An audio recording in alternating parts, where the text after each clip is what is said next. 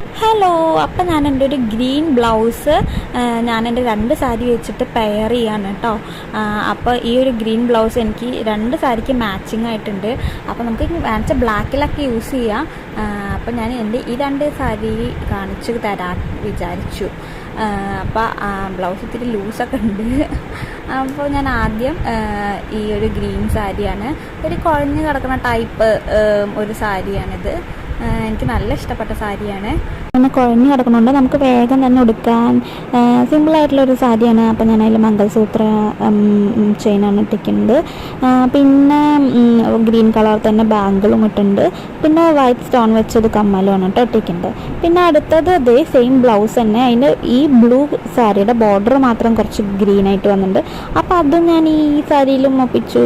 അപ്പോൾ എനിക്ക് മാച്ചിങ് ആയിട്ട് കിട്ടിയ. അപ്പോൾ ഓഫീസിലേക്കൊക്കെ ഡെയിലി സാരി എടുത്ത് പോകുന്ന ആൾക്കാരൊക്കെയാണെന്ന് വെച്ചാൽ ഇങ്ങനെയൊക്കെ ഒന്ന് ട്രൈ ചെയ്ത് നോക്കൂ കേട്ടോ.